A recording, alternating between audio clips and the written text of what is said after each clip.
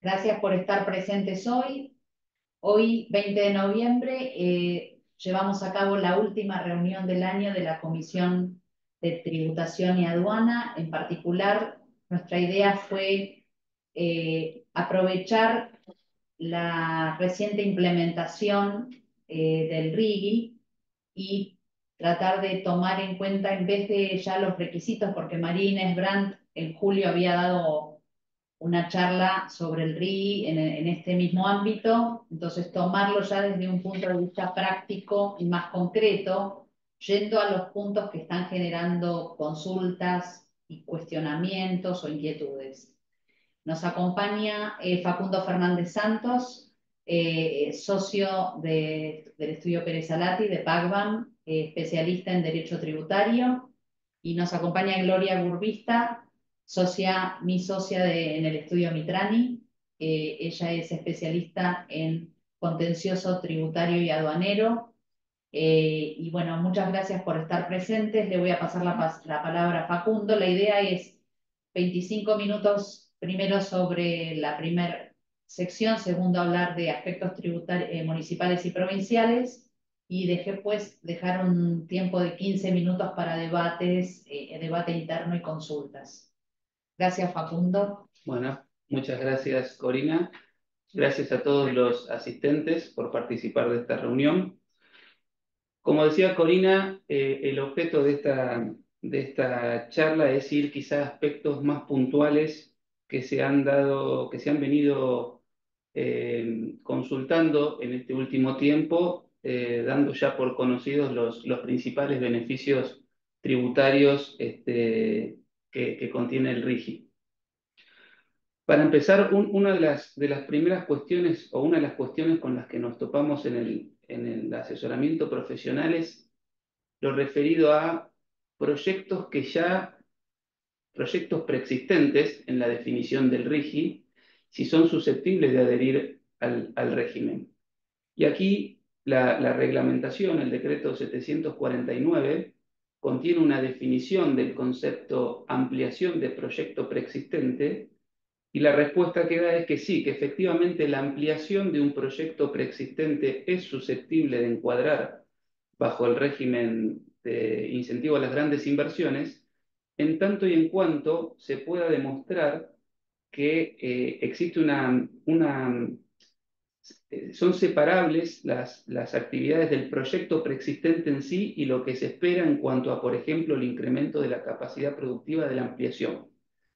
Asimismo, todos los requisitos aplicables a un proyecto RIGI para calificar en el régimen serían exigibles también a los efectos de la ampliación. Por ejemplo, el monto mínimo de la inversión, es decir, el monto de la ampliación de un proyecto preexistente individualmente debe cumplir todos los requisitos que se exige para que un BPU pueda adherir a un proyecto RIGI.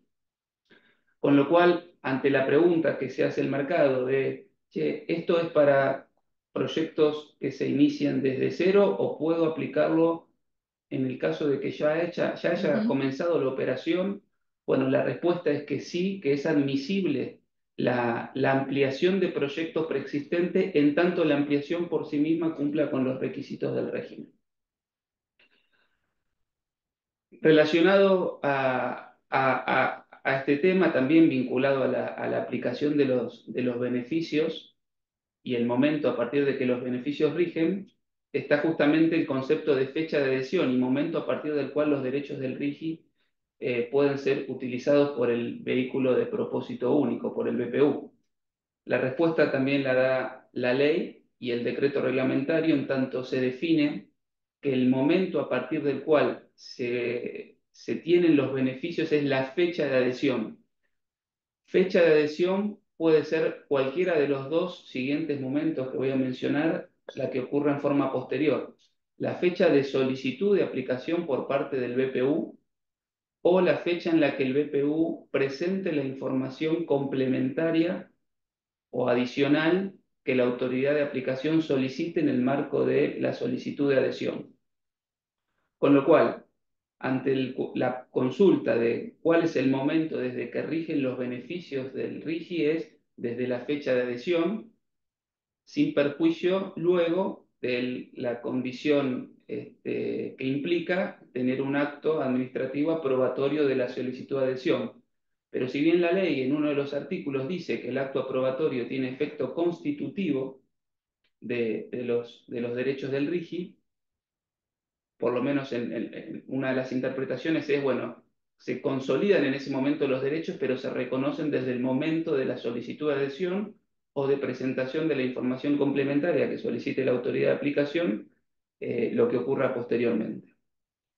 Sí aclara el régimen que las obligaciones del BPU en el marco del RIGI rigen a partir de la notificación del acto administrativo, y esto es lógico porque hasta ese momento la autoridad de aplicación no consolidó, no aprobó expresamente la solicitud de adhesión al régimen. Otro de los aspectos en cuanto a la temporaneidad del régimen se vincula con desde cuándo se pueden computar las inversiones en activos computables.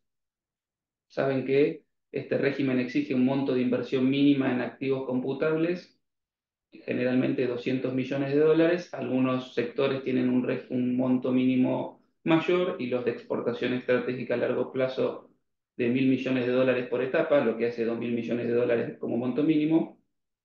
Y la consulta es, ¿a partir de qué momento se pueden computar las inversiones en activos computables? ¿Es desde el momento de la fecha de adhesión? ¿Es desde el momento en que la autoridad de aplicación aprobó la solicitud del régimen? Bueno, la respuesta aquí es que se pueden computar aquellas inversiones realizadas desde la vigencia del régimen, no desde la vigencia de los beneficios en cabeza del BPU, con lo cual inversiones realizadas desde el 8 de julio del 2024 serían computables. Están alcanzadas. Exacto, están alcanzadas por el régimen del incentivo y son computables con las limitaciones que establece la ley para ciertos activos, por ejemplo, inmuebles, etcétera. A pesar de que el acto haya ocurrido, el acto de otorgamiento o de aprobación sea posterior. Exactamente, exactamente. Con lo cual, un BPU que para ese momento quizás no sea BPU, o también vamos a abordar eso, cuándo me consolido como BPU, cuándo la autoridad fiscal me reconoce como BPU y me da el quit especial, que vamos a ver que hoy salió incluso una norma aclaratoria de la ARCA. En cuanto a la temporalidad de la adquisición de activos computables, la norma dice que es desde la vigencia del régimen, y la vigencia del régimen es desde el día de la publicación en el boletín oficial de la ley Bases, que fue el 8 de julio del 2024. Con lo cual, hasta acá vimos tres aspectos importantes en cuanto a la temporaneidad: el momento de goce de los beneficios para el BPU, que es la fecha de adhesión; el momento del inicio de las obligaciones del BPU, que es a partir de la notificación del acto administrativo de aprobación; y el momento a partir del cual las inversiones en activos computables se pueden considerar a efectos del cumplimiento del monto mínimo de inversión. Otro de los aspectos que también han sido objeto de consulta en estos tiempos que las empresas están analizando su proyecto único para adherirlo es, bueno, la compatibilidad con otros regímenes. Gran tema. Gran tema. Todo lo que yo digo, claro, también después va a estar interrelacionado con lo que va a comentar Gloria, pero vamos a hacer una conversación, pero yo los anticipo en tal caso. La compatibilidad con otros regímenes promocionales está expresamente admitida por la ley de bases, por el RIGI, con la salvedad de que no son acumulables los beneficios de regímenes promocionales de la misma naturaleza. Después el decreto reglamentario habla de similar naturaleza y define 4 supuestos en los que se considera que los beneficios son de similar naturaleza, que es cuando consagren exenciones totales o parciales idénticas, reducciones de alícuotas, cómputos de impuestos compensables contra otros impuestos que sean similares, o también mecanismos similares a los efectos de la determinación de la base imponible. Podemos mencionar, a efectos de esta charla, por ejemplo, 2 regímenes que también promocionales, que son comunes tanto al RIGI como las leyes especiales que los contemplan, por ejemplo, la Ley de Inversiones Mineras, la Ley 24.196, y la Ley de Incentivo de Fomento a los Bosques Cultivados 25.080, que ambas tienen regímenes promocionales específicos sectoriales y también están contemplados como sectores susceptibles de adherir al RIGI.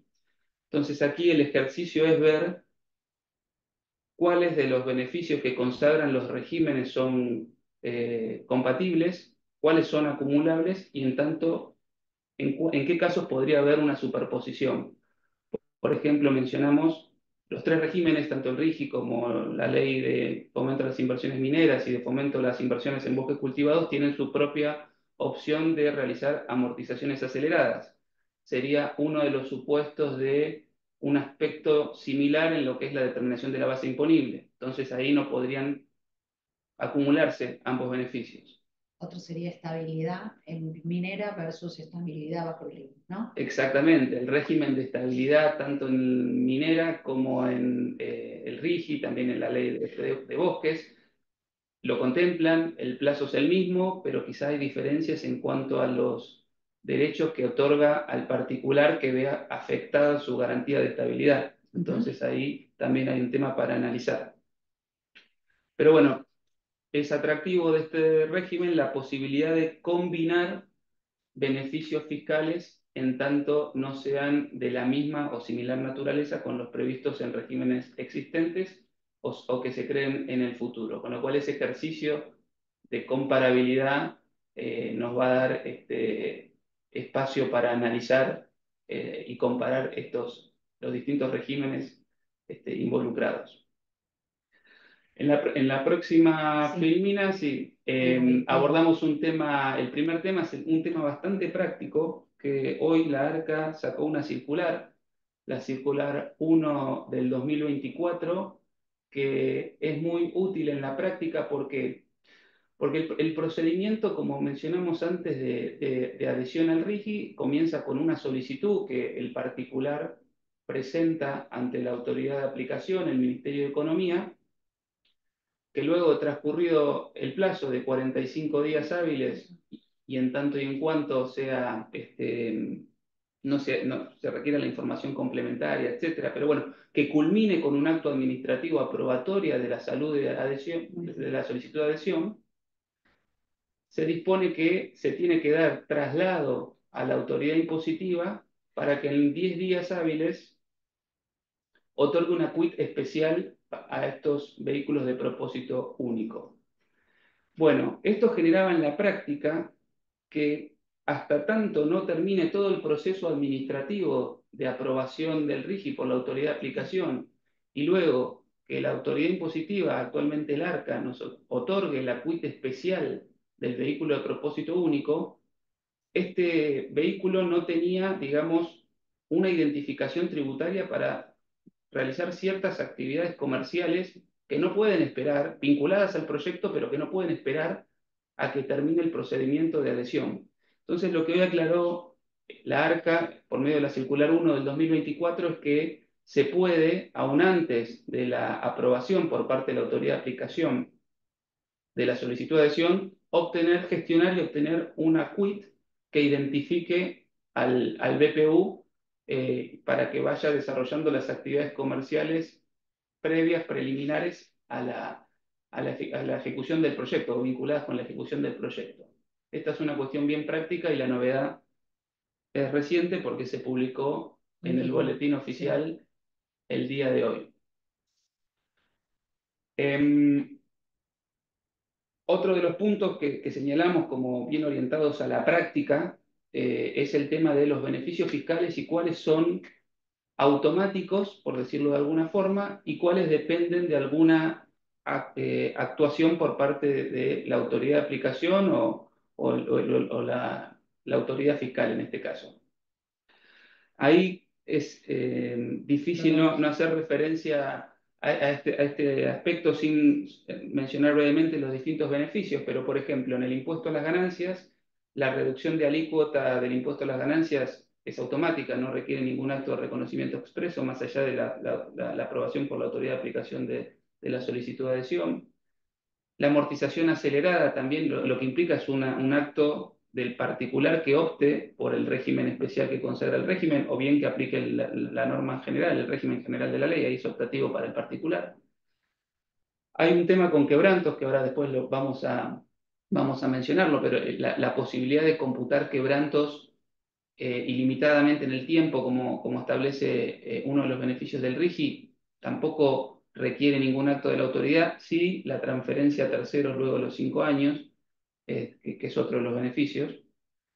El tema del IVA, beneficio uno de los, si se quiere, más importantes en este régimen, la posibilidad de pagar con certificados de crédito fiscal el IVA facturado por proveedores de bienes y servicios y al momento de la importación de bienes con un certificado de crédito fiscal que tanto la ley como el decreto reglamentario 749 dicen que su emisión debe ser automática, más allá de que la resolución general de la FIP, de la ARCA 5589 y 5590 dicen que se deben establecer los típicos procesos de control sistémicos previos a su emisión.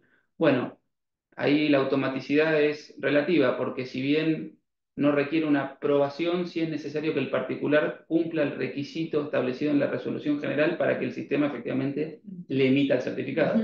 Y hay controles sistémicos, con lo cual ahí no depende 100% del BPU. Esperemos que en la práctica esto funcione bien. Tampoco se define qué es control sistémico. No se define qué es control Pero debería ser automático, ¿no? Debería ser automático porque, por Como ejemplo, está pensado, ¿no? lo dice la norma, expresamente la ley, pero después la resolución general deja en estos controles sistémicos que si son meramente control de formales de domicilio fiscal electrónico actualizado, no tener deuda líquida y exigible en cuentas tributarias y cosas no discrecionales en absoluto, que es blanco-negro y la respuesta es rápida, no sería un problema. Ahora, si los controles sistémicos como una cuestión de ser aptitud como contribuyente correcta, una exacto, actitud formal como contribuyente, sin si se limita un a eso, análisis mayor, ¿no? exacto, si se limita a eso, esperemos que así sea. El sistema va a estar operativo a partir del 1 de diciembre del 2024, con lo cual todavía no se testeó. Pero bueno, es muy importante porque, y volviendo un poco a la compatibilidad de beneficios, el beneficio de IVA, de pagar el crédito fiscal con estos certificados, se diferencia de los otros regímenes que lo que contemplaban es el pedido de devolución anticipado de créditos fiscales. Pero no es lo mismo pagar y ir a la autoridad impositiva que te lo devuelva, que no siempre lo ha hecho en tiempo y forma, quizá. No, este beneficio es excelente comparado con ese. O sea, uno financieramente el IVA no se paga. Exactamente.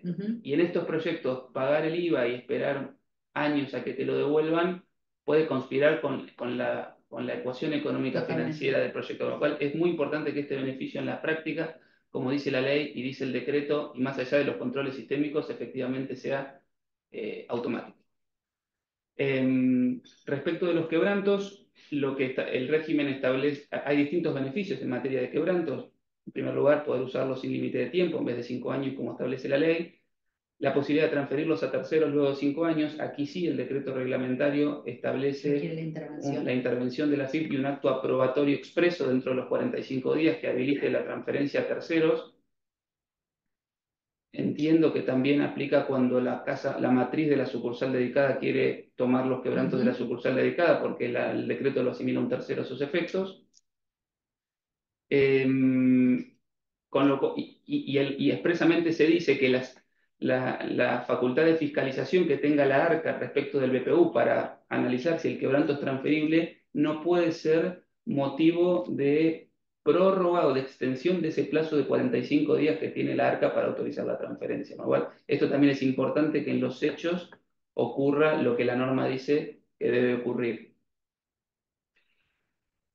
Estará el tema famoso de actualización de los quebrantos. No creo que sea objeto de esta charla porque habrá sido de otras, pero podemos conversarlo de si la aclaración que hace el RIGI es una aclaración en favor del contribuyente o una aclaración en otro sentido, sobre todo teniendo en cuenta los dos incisos del artículo de la ley de bases que refieren a las actualizaciones, tanto la propia de quebrantos como esa que dice a efectos de los BPU no les aplica el artículo 93, que es el que restringiría la actualización, ciertas actualizaciones en la norma. Pero bueno, ese habrá sido un tema que habrán tratado. Sí, hubo una charla donde se habrá comentado, pero creo que tampoco se desarrolló en particular. Sí hubo una charla sobre actualización de quebrantos, pero creo que quizás no es el tema No es el decidendum de tema 2, hoy. pero bueno, Sí, nos quedamos pero entonces con el trámite de transferencia de quebrantos, asumo actualizados, transferencia ujú. actualizada, Sí, acá está claro que aplica, ¿no? La seguro, actualización seguro, bajo el RIGI. exacto, coincido.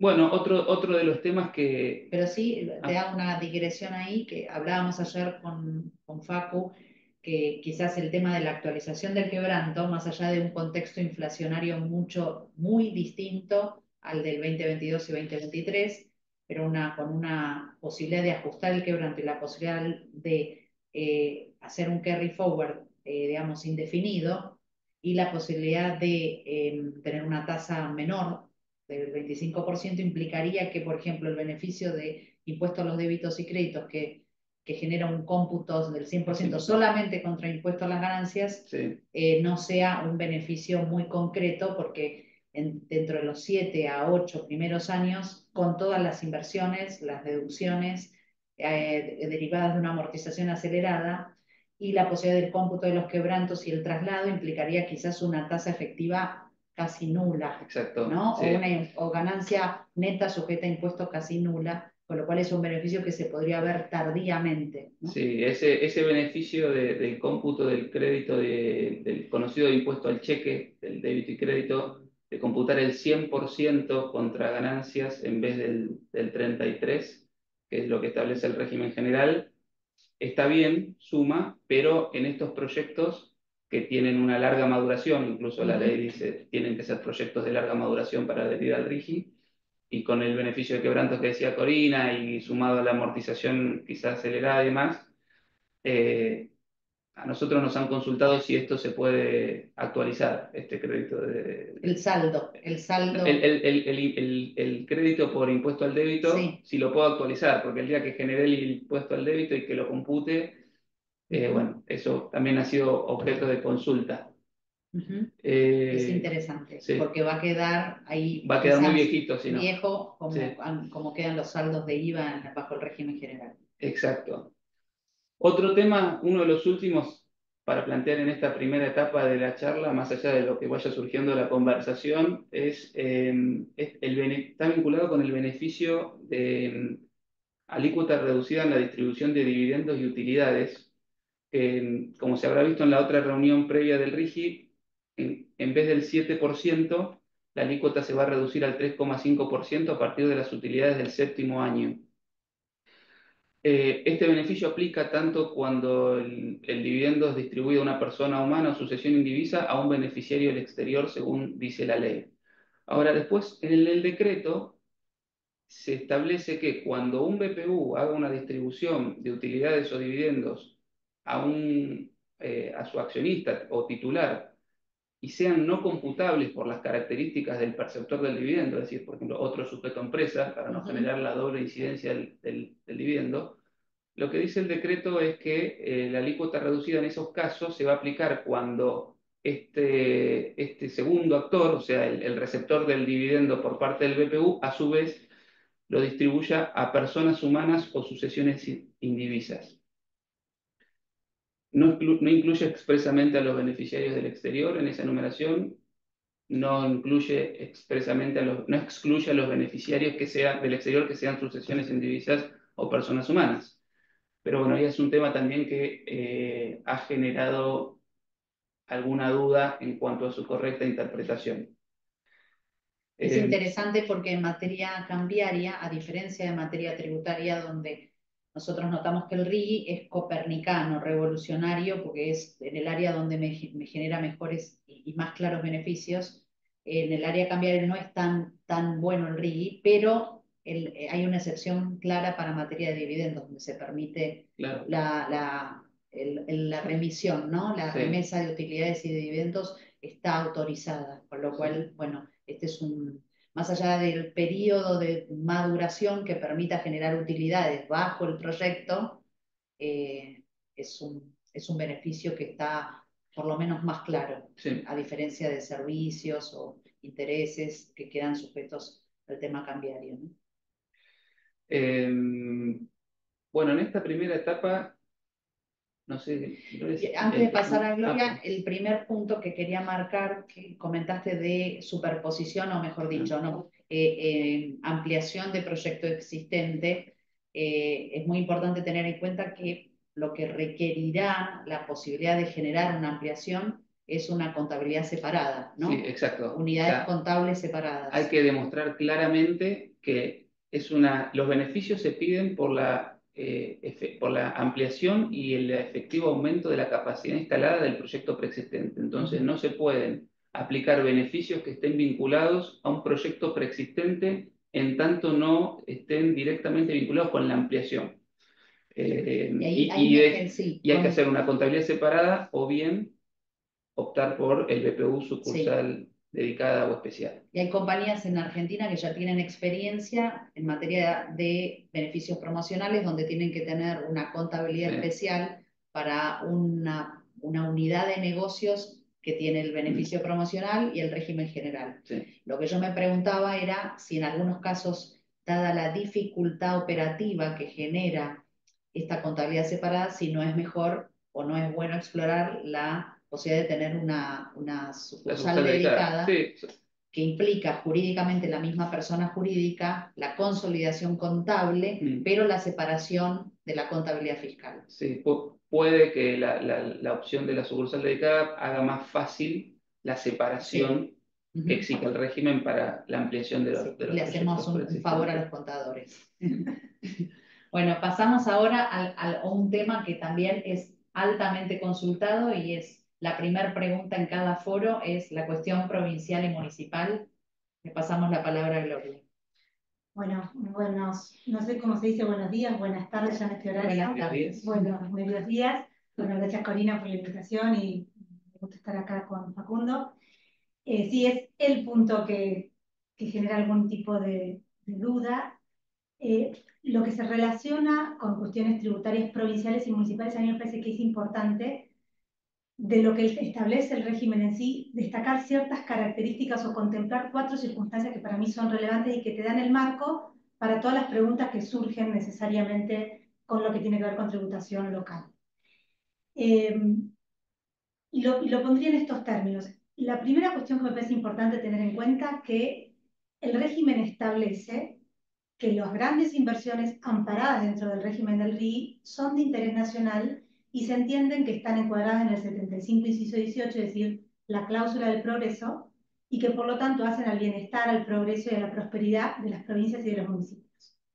Eso lo establece el principio del 165 en el primer párrafo, es decir, este es el contexto en el cual se da el marco, ¿sí? De una manera que puede ser controvertida, el segundo aspecto a tener en cuenta es que el RIGI lo que establece es la invitación a adherir a las provincias, a la Ciudad de Buenos Aires y a las municipalidades. Ahí podemos tener algún tipo de ruido, podríamos considerar. Pero la invitación está, es decir, esa invitación es expresa, lo cual es un mensaje. Ahora, hay un tercer aspecto que para mí me parece que hay que prestarle atención, que dentro de las limitaciones que el RI establece a las potestades tributarias de los fiscos locales, provinciales y municipales, hay una serie de restricciones que claramente están vinculadas para las jurisdicciones que adhieran. Del texto de la ley claramente se definen esas restricciones y se las vincula con las jurisdicciones adheridas. La más conocida y digamos, que mayor amplitud tiene, es la que establece que no se pueden establecer para los BPUs nuevos gravámenes locales, salvo tasas retributivas de servicio, es el 265 si no lo recuerdo mal, 225, perdón, y en ese artículo se prevé que se entiende por estos nuevos gravámenes. Y ahí hay dos cosas que son importantes destacar.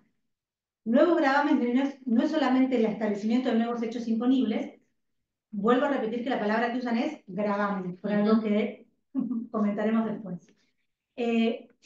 nuevos hechos imponibles, pero también con relación a los tributos ya existentes, modificaciones de hecho imponible, de base imponible, de alícuota o algo que implique una mayor tributación.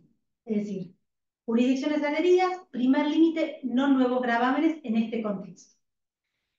Y al mismo tiempo, para las jurisdicciones municipales, es decir, para los municipios, a mí me da la sensación que lo que establece muy ambiciosamente el segundo párrafo del 2025 es un rediseño de la tributación municipal. Es decir, para las jurisdicciones adheridas, establece principios creo que en el cual todos estamos de acuerdo, que las tasas no tienen que tener un costo para el contribuyente mayor del valor del servicio efectivamente prestado, pero añade algo más, que es asumir que aquellas tasas cuya base imponible, refiere solo a base imponible, cuya base imponible se vincula con ventas, con ingresos o con otro elemento de capacidad contributiva, no cumple la condición.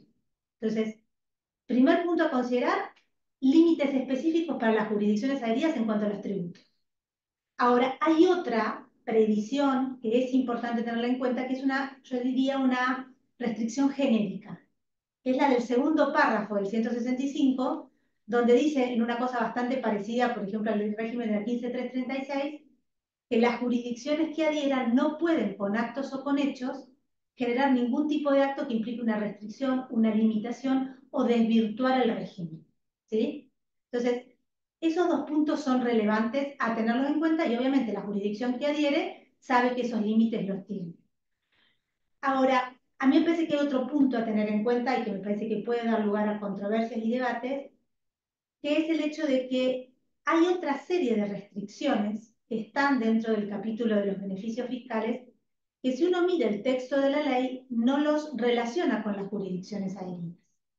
Es decir, son restricciones a las potestades tributarias provinciales y municipales, donde no está ese link como los anteriores con las jurisdicciones adheridas. ¿A qué nos referimos?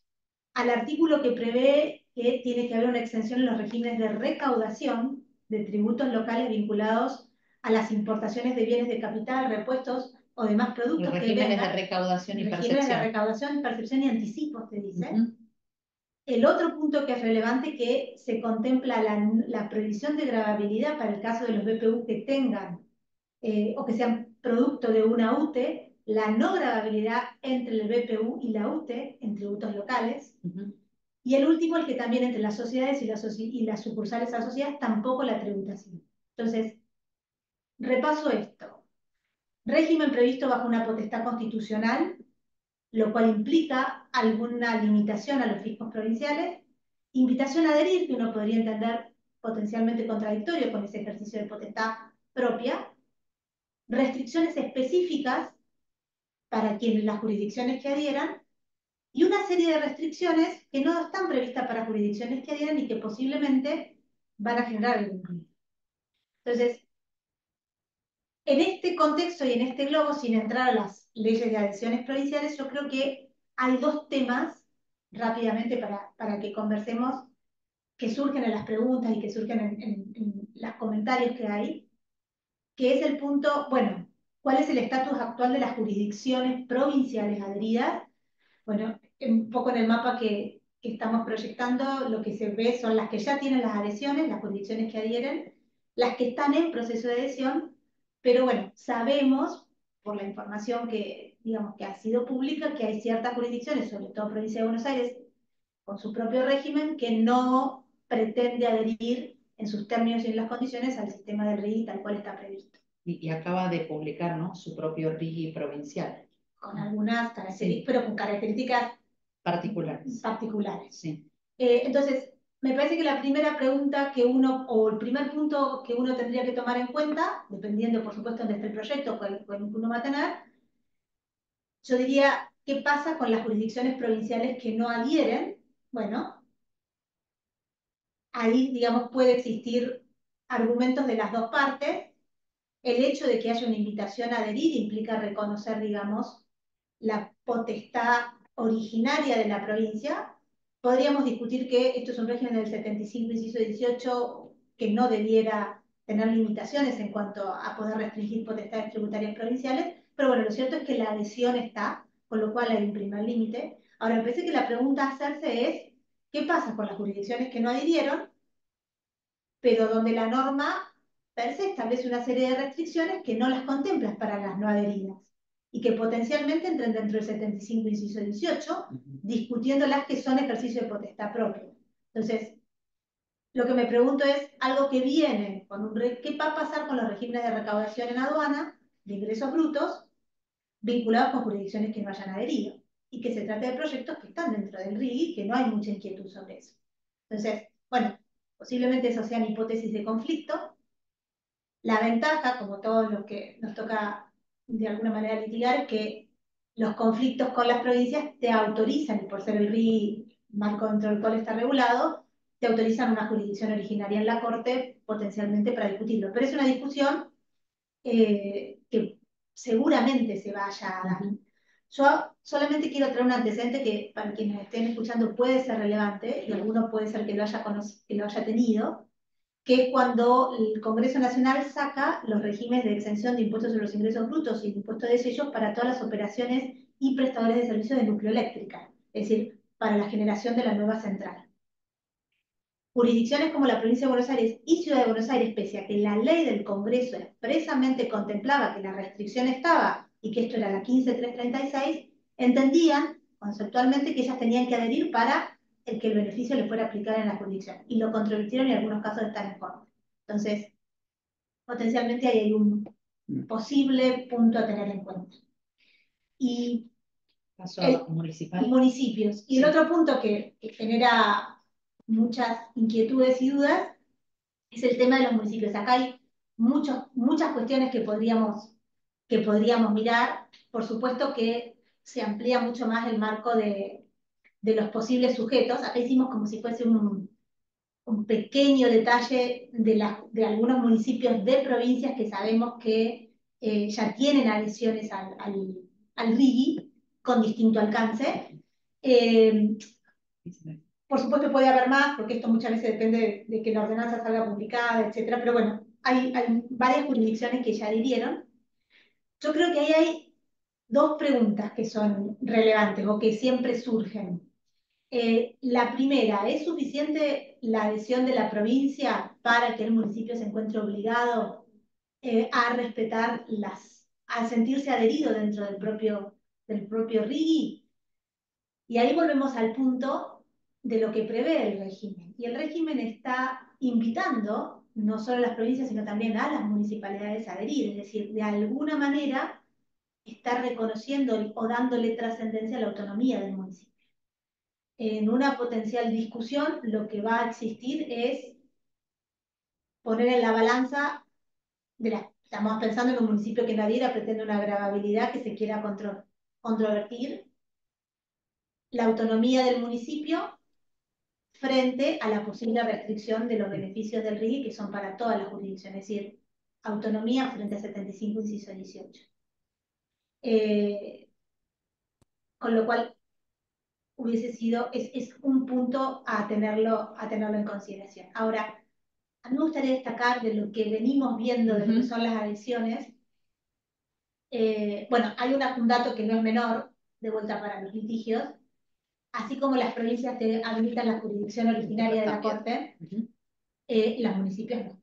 Entonces, los litigios con los municipios son litigios que generan un proceso mucho más largo y más complejo, con la necesidad originariamente de las justicias provinciales, que pueden tener sus propias interpretaciones.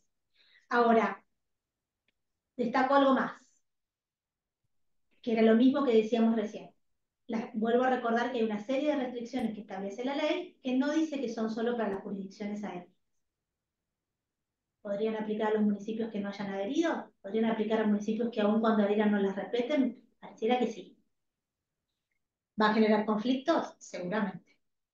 Ahora, hay otro aspecto que me parece muy importante tenerlo en cuenta, que es lo siguiente, o al menos a uno le llama la atención, que es el punto de cuál tendría que ser la tributación municipal.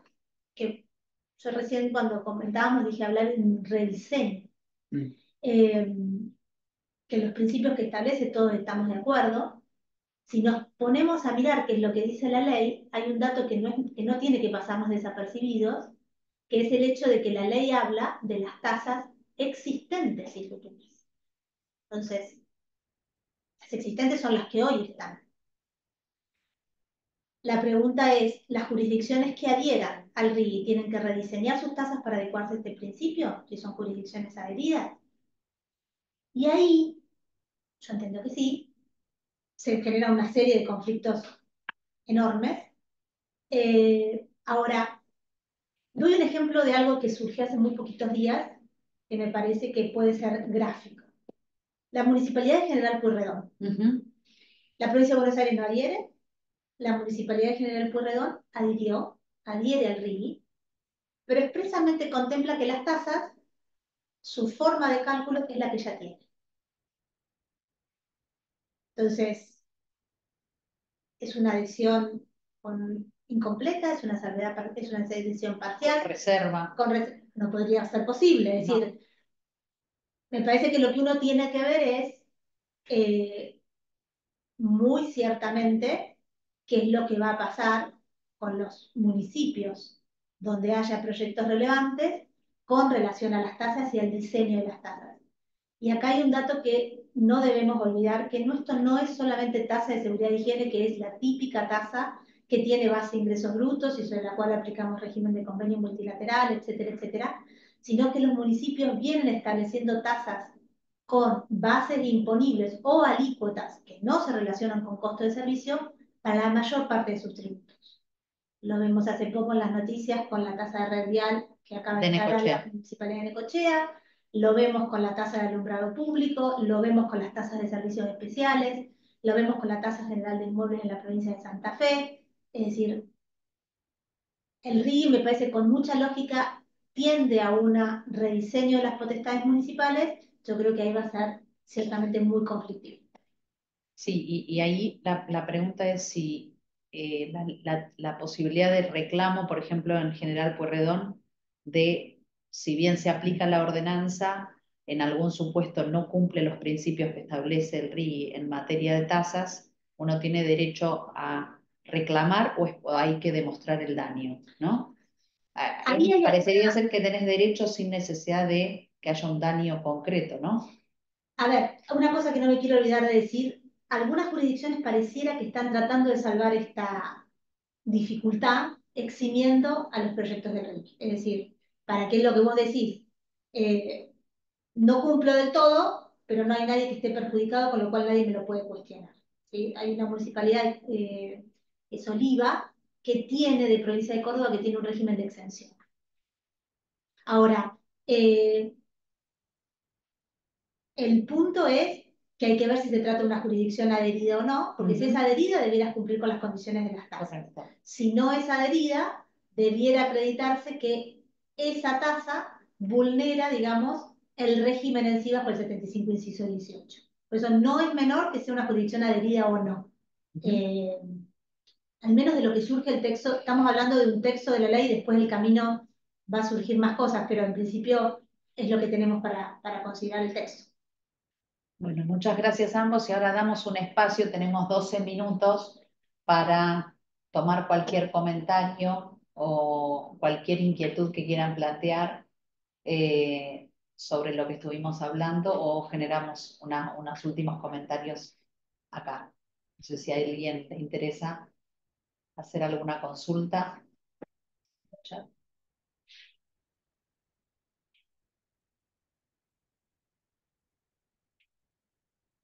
Pero bueno, uno de los puntos que cuando se comenta la situación de provincia de Buenos Aires o las provincias no adheridas, es en todos los foros se está consultando, bueno, ¿qué hacemos? Tenemos un proyecto en una provincia no adherida, entonces lo tomamos como un costo al impuesto sobre los ingresos brutos y a las tasas de las municipalidades que involucre que tampoco estén adheridas.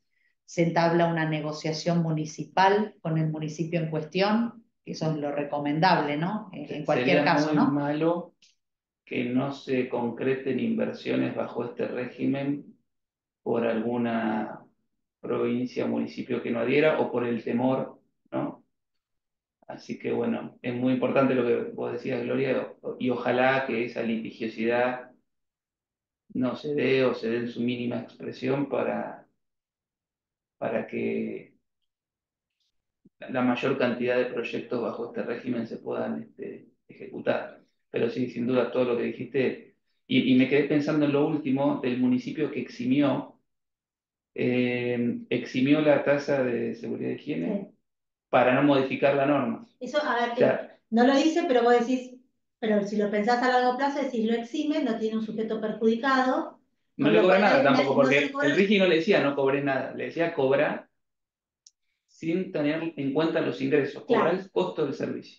Eh, Fue una salida ingeniosa, por lo menos. No por sé eso, si, no sé de, si plenamente acorde a la obligación que le impone la ley federal, pero yo creo que hay un punto que es, por supuesto, todos los grandes proyectos que tienen saben cuáles son las localizaciones. Me parece que el marco de la negociación con el municipio es relevante. sí. Porque además hay un dato que no es menor. Bueno, hay otra de las municipalidades, no me acuerdo en este momento cuál, pero estableció los beneficios solo por 3 años. O sea, estaría cumpliendo tampoco con el plazo de vigencia de los beneficios del RIB.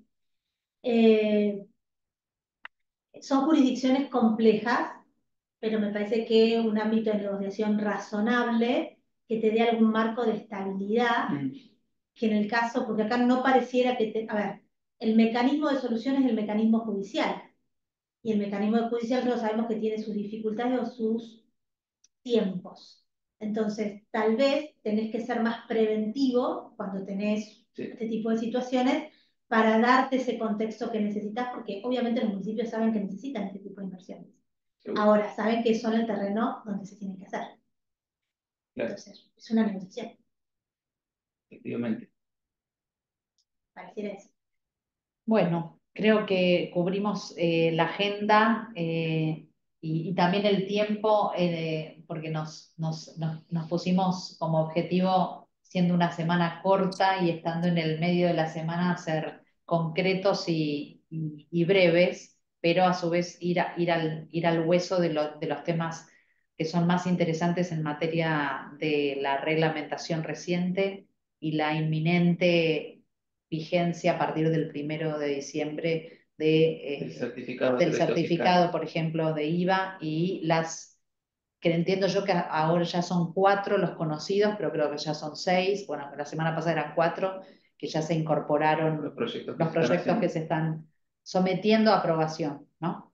Creo que el RIGI nos genera una riqueza a los abogados en materia tributaria y aduanera para todo lo que tiene que ver el planeamiento impositivo, la estructuración de las plataformas, los vehículos, el uso del régimen de reorganización libre de impuestos y también una posibilidad de un análisis estratégico de aquellos casos que requieran un reclamo provincial o municipal, ¿no? Más allá de la negociación que haya que entablar al momento de instalarse. Así que bueno, les agradecemos la asistencia. Si no hay más comentarios, Ricardo, vamos a dar por cerrado. Esto queda grabado a través de un link que lo pueden solicitar al colegio para aquellos que lo quieran escuchar luego. Y bueno, muchas gracias. Gracias a todos. Felicitaciones, ¿eh? Excelente. Muchas gracias. Gracias. Gracias a todos. Que Chao. tengan buen día. Adiós. Igualmente. Muchas gracias, buenos días. Bien.